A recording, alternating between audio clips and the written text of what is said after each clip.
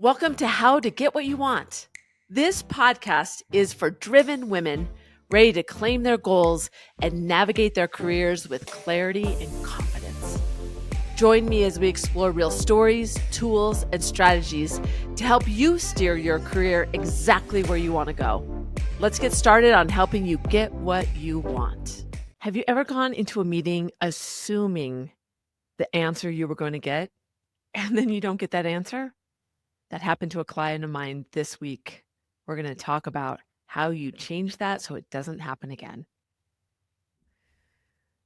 Welcome. I am so glad that you made the choice to be here today because I feel like you need to hear this. I'm approaching this today as a friend that I'm talking to because I need to download some of the things that I've seen this week with clients of mine that really struck how important this is, how important it is to have an alternative. And we often go in with, I don't want to say a Pollyanna, but a very positive view of a situation. And we don't get the outcome that we want. And when I started talking to this client this week and I asked her, what if it doesn't go that way? She said, I'll probably just ask for time to think about it. And I'm like, oh, what a missed opportunity. So I did some research in looking at this whole idea of getting yourself ready for anything and having the assumption that you are going to go into this conversation, this stakes ask, this meeting to figure out what is next with this clarity that you might not get an agreement, or the agreement that you want may not be in the mind of the person on the other side or the group that's in the meeting. We've all been there before where we go expecting the outcome for a meeting to be clarity or next steps, and it takes on a life of its own. All of a sudden, if you really were to do a postmortem of some of those meetings, you'd realize that because the goal wasn't clearly stated, because people had different agendas, it didn't go where it needed to go. So if we don't have that clarity about what if it doesn't go the way I want it to, and anticipate if you get no agreement, then you'll be armed to make sure that you have what you need to get through. And so why it matters, I did pull some research. I always like to pull from Harvard since Harvard does a lot around negotiation. And they looked at if you have an impasse, you're 30% more likely to reach creative outcomes when you have some ideas that you've already thought through.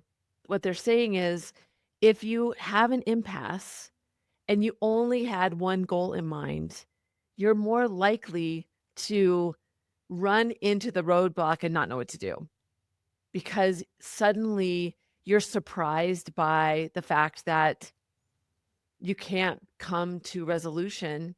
And so you get emotional. You don't get emotional like angry necessarily, but you get unsure. So it shuts you down. And you might, I've been there before where there's been a meeting where that happened and I just want to get out so I can think. But if you think before, then you're more agile in the moment. And UCLA, shout out to UCLA. That's where my dad graduated from. I was just thinking about that this week. He's 95. So it was a few years ago. But UCLA revealed that your no, I'm not saying it right. The part of your brain in the front of your head that is the logic decision-making piece, when it has no path for agreement, it gets really emotional and it hands it off to the emotional part of the brain. So it doesn't know what to do. You haven't given it enough data. It doesn't have a path. So if you want to have problem solving and you want that part of your brain that is the sharpest, the ambigula, I think I'm not saying it right. You say it for me in your head because you know what I'm trying to say. It helps you when you have fed it, when you've given it some options, then it has that to just click into. So it is so important. And I think what happens, and this is what I've seen in real life, this is why I felt like I really needed to talk about this today, is when I was questioning this client about it, she was kind of annoyed that I was like not understanding that when she goes into the meeting, it's going to be clear because we have this idea in our head that this is how it's going to go. And when we don't anticipate how it might go, and we all know that there are things that will get in the way, timing, there might be information we don't know. We might not understand the interests of the other party to the depth we believe we do. And so what happens is then your brain, that fact finding, that thinker doesn't have any data to go to. This is so essential. And it really hit me this week when I saw the struggle and I had to explain to this woman why. So I'll tell you more about that. I'll tell you her story. So she and her boss have been talking for a long time about her promotion. And they've already decided the title it was going to be, and she was getting ready for this meeting. She hadn't talked to her boss for a couple weeks. They had both been on the road. They've been busy, so she had no idea what the number was in her boss's head. And so she was going to this meeting to uncover what that number was. And I was like, "Well, what's your number?" She had an answer, but she was like, "Well, it kind of doesn't matter because I have to make sure that I know where she's coming from, what the budget says." And I was like blown away. Like she didn't want to do the homework. She didn't want to think about it. She thought at first that I was being a naysayer about her boss because she has a great relationship with her boss. They're very transparent. She trusts her boss to have her back. But I asked her, I said, "Well, what if your boss comes in and goes, I just think you're doing such a great job. And I just appreciate you so much. Thank you for all you do. We couldn't do this without you. And I fought and fought and fought, but I can only get you, one more penny than you're making now." And she goes, "Well, I wouldn't take that." I go, "Well, what would you say?" She goes, "Well, it would make me really mad and I wouldn't know what to do. So I would get really quiet and then I'd tell her I have to think about it."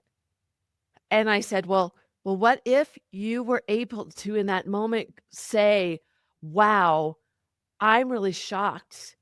I was expecting you to get me in the band of other senior directors at the same level. I have done a lot of research around what the market has and I need this step to be a step. I've been doing this work for X amount of months without compensation, and I feel like I'm already at a deficit. So this one penny more is really not going to work for me." The face she gave me was deer in a spotlight or whatever, headlights, because she hadn't thought about that. What I said was, "Yes, that's exactly what I think." She had done her homework. Once I started to tease that out, she already knew exactly what she wanted. She also was able to articulate what would make her thrilled to have and what was down the road. So, it was even there, all of that information, but she was going into that meeting with assumptions that her boss was going to deliver exactly what she wanted.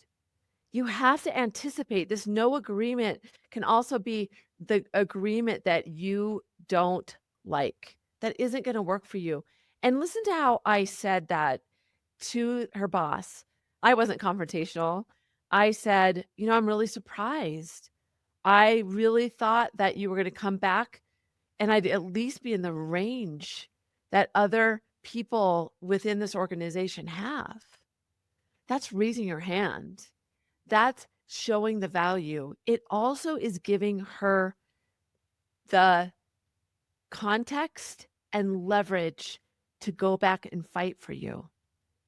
Think about it that way. If the person that's in front of you is not the decision maker and she has, quote unquote, gone and fought for you, that's great. But it doesn't mean the fight is over and that person can go back.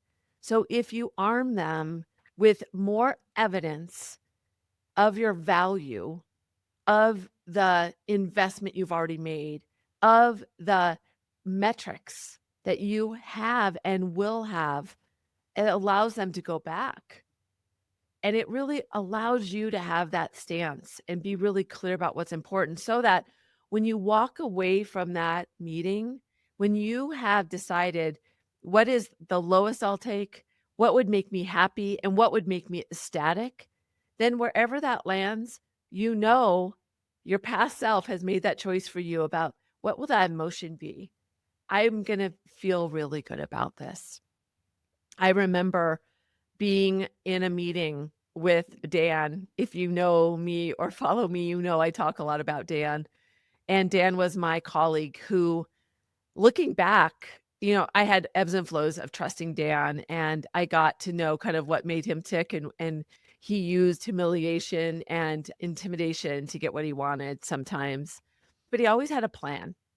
And he and I were meeting with our boss, and I had thought, and this was the assumption of the meeting, that we were talking about who was going to take on this new vertical, who was gonna get this new group to report into one of us. Our boss was getting expanded responsibility, so this would be something that both Dan and I wanted, and part of it was probably I didn't want Dan to get it, and that was part of the reason I really wanted it. But having said that, that's where I was focused in the meeting to really make my case to say, all right, this is why it should go to me. And I had thought it through from a lot of different angles. I had my pitch ready. I had how I was going to frame it in. I had thought about what Dan was going to argue against me. From all intents and purposes, I had thought through my greatest script, my best journey, the best path to getting at the outcome I wanted. What I didn't anticipate was that the new expansion that my boss was going to add to her organization shifted and changed. And all of the sudden, it wasn't as cut and dry. The meeting, there was a lot more that was happening. But Dan was ready. I remember that meeting specifically, and I remember sitting there going, wow, he got that. He was able to pivot. When the meeting shifted and now the outcome was different, Dan raised his hand and he realized that that part of the organization wasn't coming to my boss anymore. But that didn't mean the opportunities for exposure, for additional responsibilities were like stopped. He said, well, if that's the case, I want to have some influence over that organization. So, what I'd like to propose is that I have a dotted line to that leader as well as yours. And my boss was like, "Oh, that's a great idea." That helped her still keep kind of, arm's length with that group. It gave her some influence because he was there, and he had a solution for her that she wasn't ready for. So he anticipated no agreement. He anticipated that it was gonna shift, and he had thought through some other places where the outcome would be valuable to him. And I remember at first just thinking, "He's just brilliant. He knows what to do." And some of it was also that I didn't notice how well he was able to navigate in the moment. Now looking back, it's super clear to me that he was able to always consider what the kind of the whole game field. When you think about going into a meeting and you think about situational awareness, I like to look at it as a field, a football field of players. And when you are playing a role, you're focused on what you need to execute. But that doesn't mean that there aren't things around that you have to be cautious of. Like, if you are a receiver, I don't know football that well, so Phil, this analogy will work. If you're a receiver, you have to remember that there's lines on either side, so you can't run out of them. You have to be cognizant of there might be noise, you might not hear the play. There are things around, and if you don't zoom out in those moments and pay attention to what's going around, you might not be able to execute what you exactly need. And there might be changes that happen that the person that's right in front of you, they double team you, and you might need to shift something a little bit. So it's having this ability to zoom out in the moment and be able to see, okay, this is what's going on. Because when we only have one alternative, we're zoomed in on that and we're not able to see the playing field.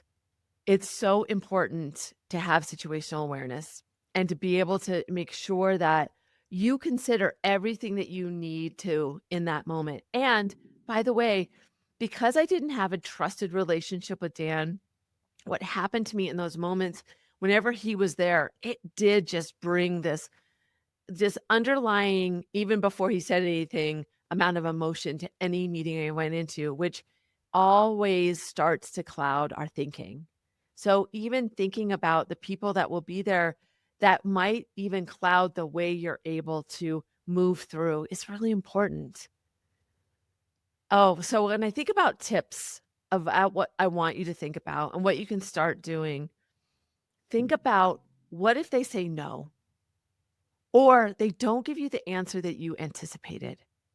Don't assume that because they called the meeting and because they said, let's talk about it in our one on one, and I'm going to tell you what the job description and the whole package will be, doesn't mean that you just have to say, okay, thank you. Have a plan in yourself. So anticipate that. And even if it goes exactly in the best interest of what you wanted, that's fine. It doesn't matter, just taking a few minutes to anticipate. Listen, it didn't take us very long, probably 10 minutes for her and I to walk through all of the scenarios she wanted to consider. And she was more confident in going into that conversation. She even said to me, it's so funny.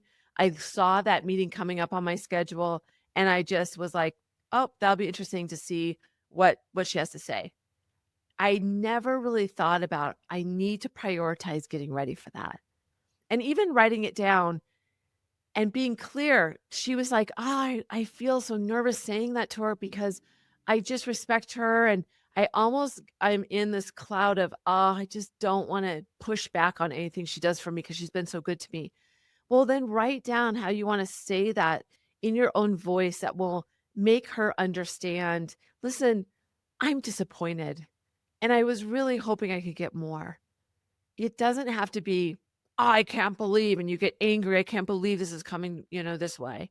So anticipate and write down what it sounds like so that you can, in that moment, not shrivel up or diminish or turn down the voice that you want to say.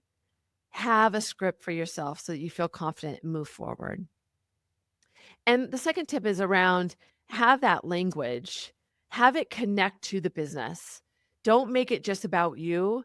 Make sure you remind them, even if they know it, for the last 9 months, I've taken on this additional responsibility and I haven't seen any compensation.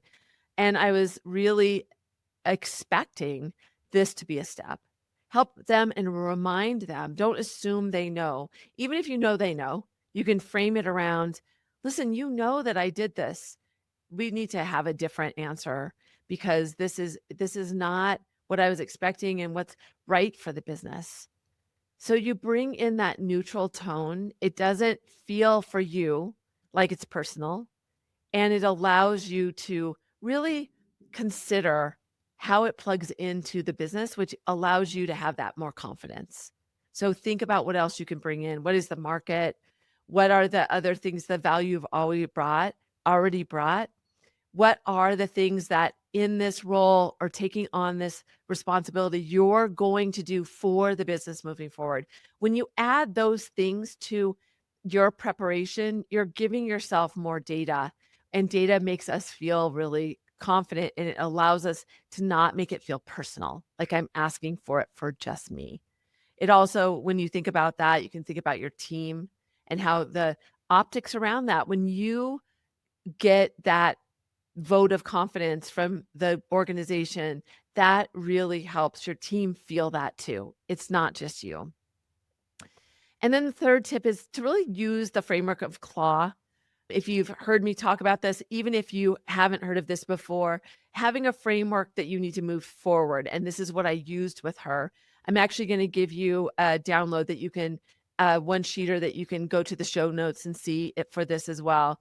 And so CLAW is an acronym for context, leverage, action, and walk. It's a framework for you to face any difficult, challenging, high stakes situation. So the context is be clear about your goal and have an alternative, and do that before you walk in. The leverage is what's important to that agreement, what's important to you, what's important to the other person. How are you going to frame that out? It's looking at that parameters. It's zooming out. The leverage is looking at the game board or the field, like I said. The action is how are you going to frame it up?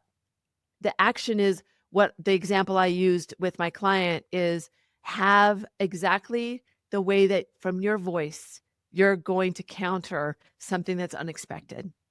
And then the walk is how will you respectfully say, this is not okay for me.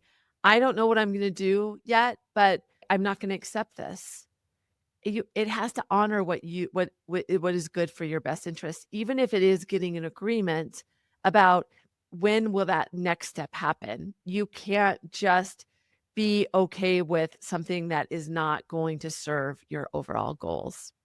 So using CLAW is a way to allow yourself to have this objectivity, to have this data, to move through those important questions so that you have clarity about what are those alternatives so that you can confidently go in with more data to be agile in those conversations, those situations, and every day.